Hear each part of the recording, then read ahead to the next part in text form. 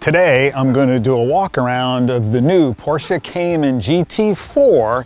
I'll do a review of the exterior of the car. We'll look at the interior, and then I'll take it out for a drive and talk about the performance and driving characteristics. Stay tuned till the end of the video, where I'll share this driver's perspective on, is this car worth your hard-earned dollar? Hey everyone, this is Andy, professional performance car driver with a passion for well-engineered cars and driving with friends on mountain roads. On this channel, I share with you my driving experiences and bring videos on new gear and car reviews. The Cayman GT4 has always been like the entry-level Porsche vehicle. So if you want to get into, Porsche cars, the Cayman, Boxster, kind of the entry level. The Cayman GT4 is getting into a GT level car in the brand.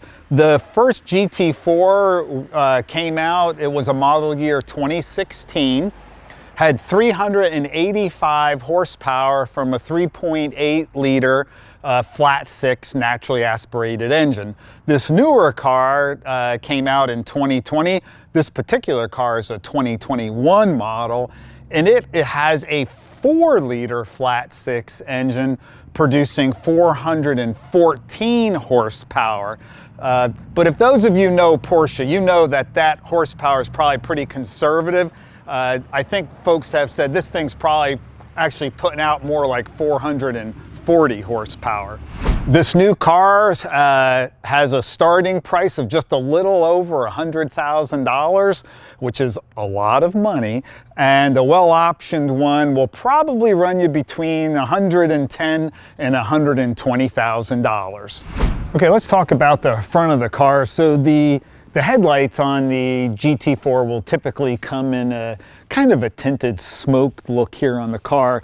Here you'll see larger intakes than you would typically see like on a Boxster or a regular Cayman model. And then also you see this much pronounced lower front lip here, this splitter that helps obviously both getting air into the radiator for cooling and then for downforce as well. I kind of like this GT4 that's actually engraved right on there. And then also you have a very similar look to a GT3 with some additional heat dissipation from the airflow coming through the car here.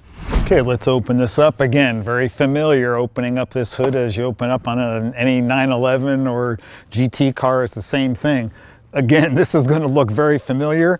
And the trunk here, I would say this front trunk is a little bit bigger. I didn't measure cubic feet or whatever, but this trunk appears to be a little bit bigger than what's in the RS. Specifically, it just seems a little bit deeper. So you've got a good bit of storage room here in the front. Moving to the side of the car, we can see the nice little design here in the door. I kind of like these door handles.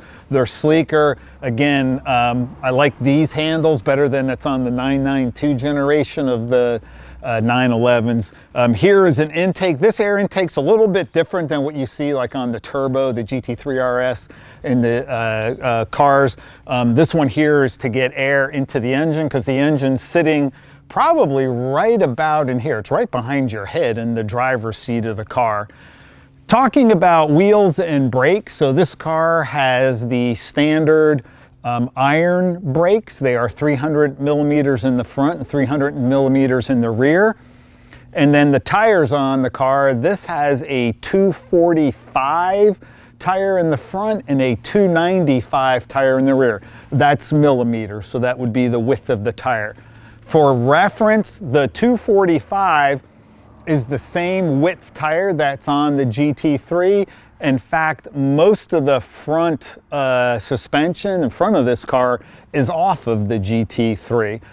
For comparison, when I think about the RS, my RS has 265 tires on the front and 325s on the rear.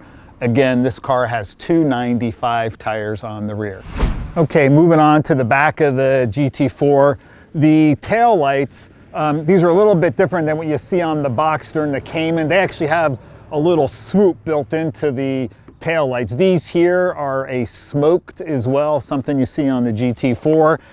We have the typical band that comes across, is very common on the Porsche cars, but unlike the new 992, this band does not light up. This particular car has the painted GT4, so the GT4 logo on the back of the car is painted. The wing on the rear of the car is, you know, it's a little subtle. It's not as in your face as like an RS or a GT3. However, you can buy aftermarket risers. They sell risers here that probably raise the wing up about another, I think, 3 inches, 2 to 3 inches. Gives it a more aggressive look. I think we'll see a totally different wing and a more aggressive look on the new GT4 RS that is slated to be announced in July of 2021. Down at the bottom, you can see a very aggressive diffuser. And this diffuser here is going to be quite a bit different than what was on the previous generation GT4. The exhaust tips are really nice, and oh, by the way, they're real. We see so many fake exhausts today. And these are a little bit wider than what you see on the GT3 and the GT3 RS, where, you know, they're typically in here. However, this design allows, you know, some airflow, and Porsche's actually gotten quite good at using the underside of the car for downforce, as opposed to having to do a lot on the exterior wings and some other things for downforce. So that's the outside. I think the rear of this car is actually quite attractive. Let's go take a look at the interior of the car. Okay, the interior of this car has the carbon fiber lightweight bucket seats. That is an option. So on this car, the standard seats are a standard sport seat. The carbon fiber seat is a $5,900 option. Yeah, it's expensive, and they don't fold. So they're a fixed back seat. However, they have a manual adjustment for forward and backward. And in the lower left there, you see a little button that is for raising the seat up and down. I personally love these seats. They fit me really well, but I know for bigger folks, they don't necessarily fit very well. Also, I think very tall people have a harder time sitting in this car, just because that seat only goes back so far. The other thing you'll see in this car, this particular car has the option of the painted trim. So along the dashboard there, just where the key ignition is and the headlights are, and then running through to where the cup holders are, is painted in chalk, which is the same color as the exterior, as is the trim piece going around the center console where the gear shift is. Okay, we'll go over a few things in the interior of the car. I'll start here with the typical Porsche cup holders. As you folks know, you can pull one out. These things are like, they're okay, all right? I know a lot of like water bottles that have those little bumpy ridges on the bottom. They don't sit in here so well, especially when you're driving on Tail of the Dragon. But anyway, you have 2 cup holders there. You could pop them out. You could close the center thing, whatever. So, hey, you have cup holders in your car, so be happy. Center console here, we have our 6-speed manual transmission. These cars do now come with a PDK. This is new for this generation GT4. The prior car was only a 6-speed manual.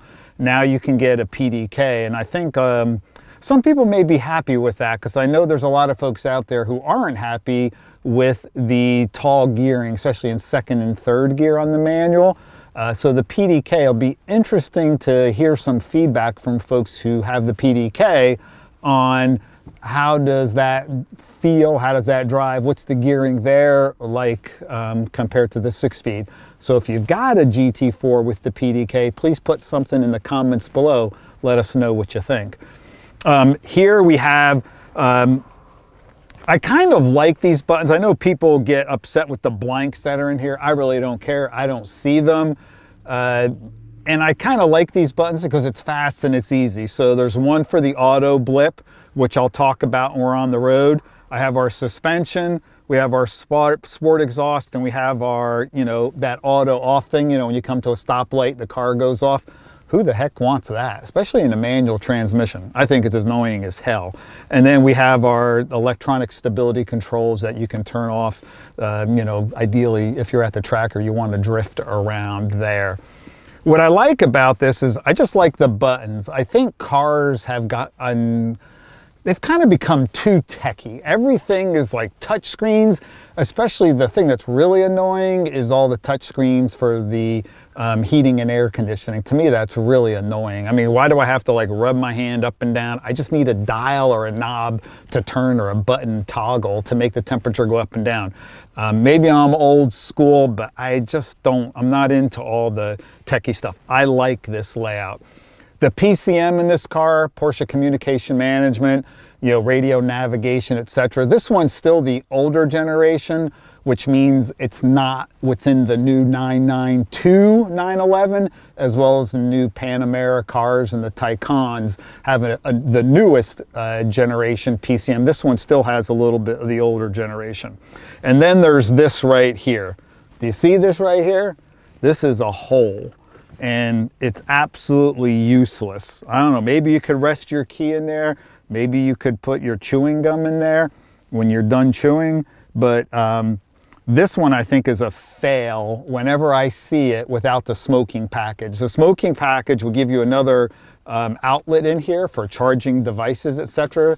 You know, like the cigarette lighter, what is it, 115 volt lighter. And then you get a little cover on here, and it just makes this look so smooth. And it's a no-cost option. So why wouldn't you get it? I think people overlook checking the box, but I kind of put that on the salesman, because the salesman should just auto-check that box for that. You can disagree with me on this. If you have a really good point why I like the hole, again, let me know down in the comments below. Sitting in the seat, you know, it's a Porsche. Those of you that have these cars, you know that Porsche has the seating position, the view, the everything is just, I mean, it's just perfect. Fits like a glove. This car is no different. I'll talk a little bit more about it when we're out on the road.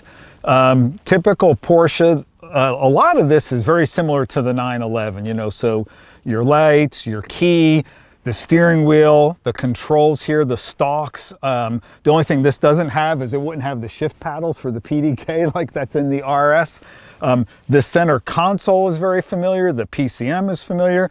The gauges are different, right? This car has 3 gauges. The 911s have the typical 5 gauge layout. So this shroud, this is a little different. Obviously the air conditioning vents are different. It's probably my least favorite part of the interior of this car are these air conditioning vents. I don't know if I'm a real fan of these ridges that sit on top of there. It's not horrible. It's just that, you know, when I look at the inside of the car, I would just say it's probably not my favorite part of the car. The seats are the same, all the controls along the doors for your mirrors, your windows, even the fabric door handle like in the RS is also in this car. So those things are all very familiar. And then the one new thing that's not, you know, is the, this one has 3 pedals in it. But outside of that, you sit in here, you know, the mirror, the, you know, home link for your garage door controls and stuff is all this similar. So the interior of this car is nice.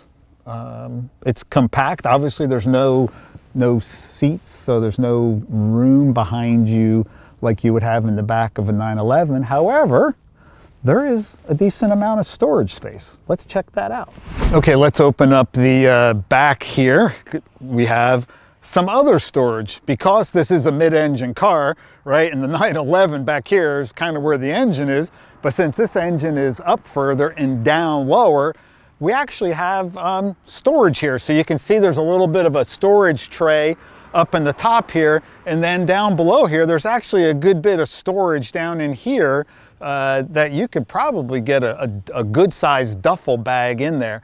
And what I like about this is it's more easily accessible than the seat behind you in the 911, especially with the lightweight buckets, because they don't fold. It becomes quite an act to try to get stuff behind the seat. Ideally, you need soft duffel bags, those types of things, if you want to get in some storage behind the 911. I really like this from a storage. This adds some practicality to the car. Hey, what the heck, who knew? $100 and something thousand car could have some practicality to it. So the seating position it's pure Porsche. You know, they've just got this down. The seat, the steering, you know, it's really good. The steering itself feels similar to what I have in the RS. It's tight, it's agile. As I move it a little bit, the car moves. There's no play or delay really in the car. Temps today are a little cool. It's like 30, mid 30s, so I want to be careful, you know, with the speed and whatnot. The tires are warm, get the tires warmed up. I mean, the good news is this car was sitting inside when I picked it up at the dealer. Shout out again to Bluegrass Porsche in Louisville for loaning me the car today. So seating position good, steering solid, has some weight to it. When you let it go, it automatically gets to the center and has a nice weight to it. I like that. One of the things I noticed for me is, because I'm shorter, I'm only 5'7", is that I had to pull the seat quite forward to fully disengage the clutch pedal. So to, you know, push the clutch in, I had to actually move it up, because this clutch engages very, very low. So in other words, you don't have to let it out very far, and it already engages. So a lot of talk about the tall gearing in this car. Right now, third gear, 3,000 RPM is about 43 miles an hour.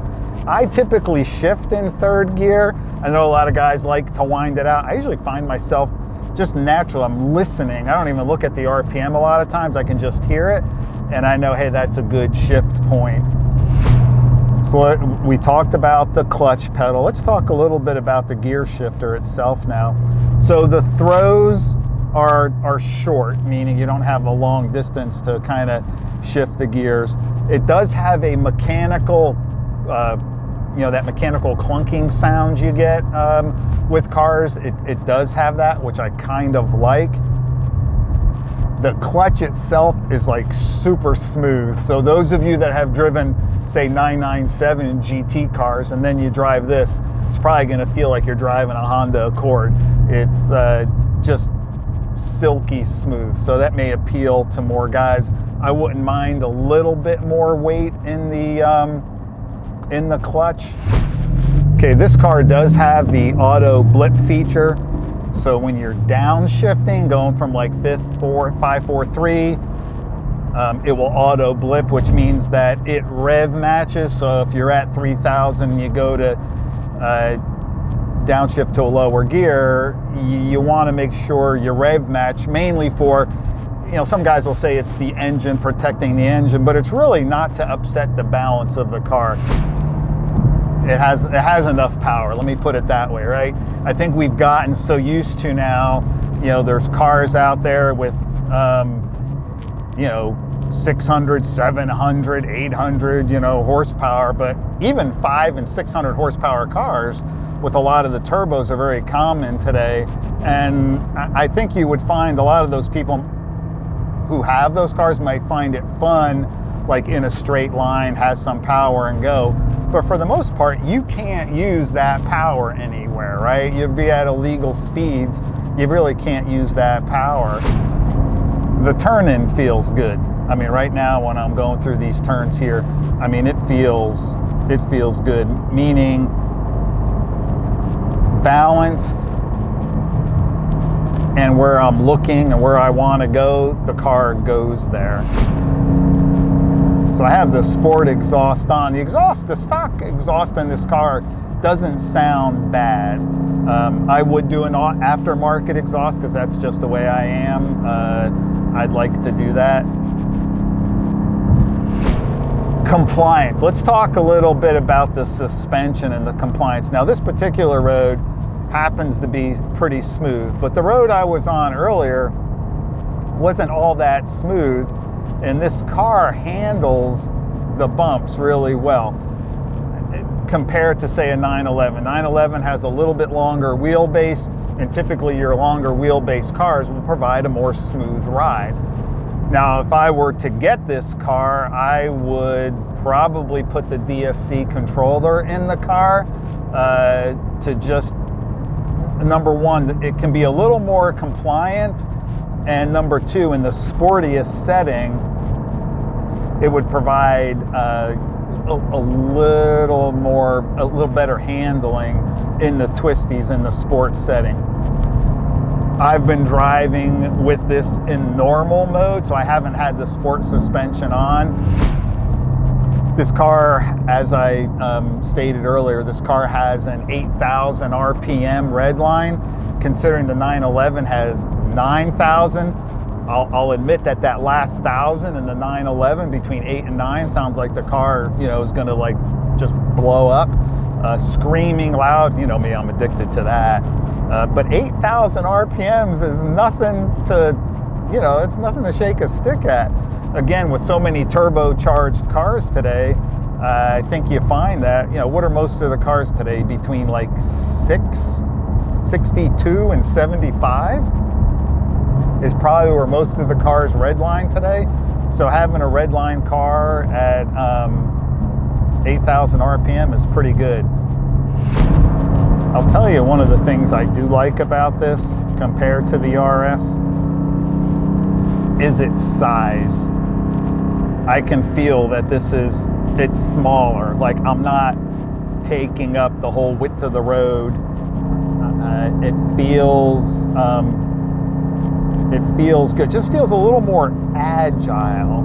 Not that the RS is just a supercar with regard to the grip. Makes you feel like a hero. But this one here, it just feels agile.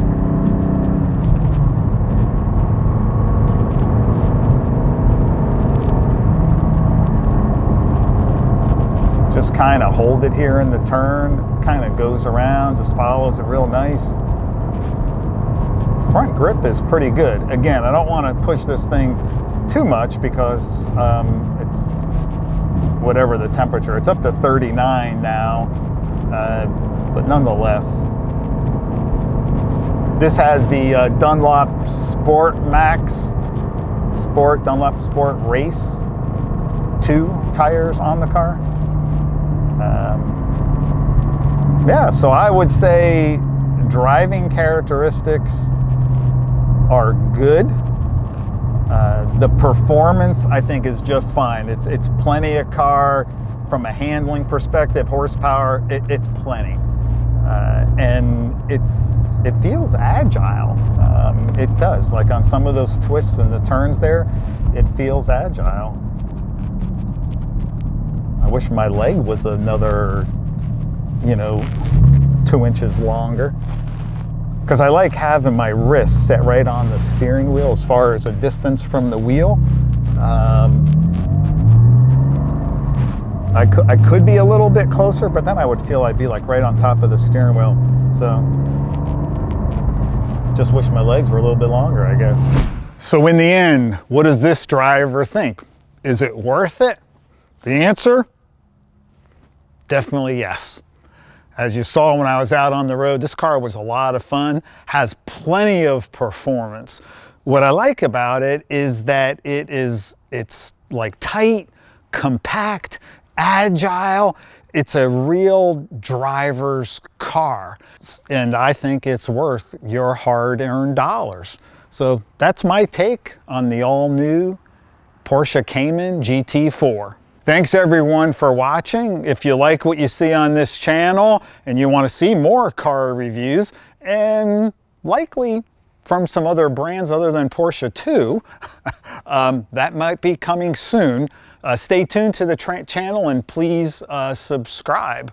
And as always, stay healthy and stay safe. I'll see you the next time. Bye.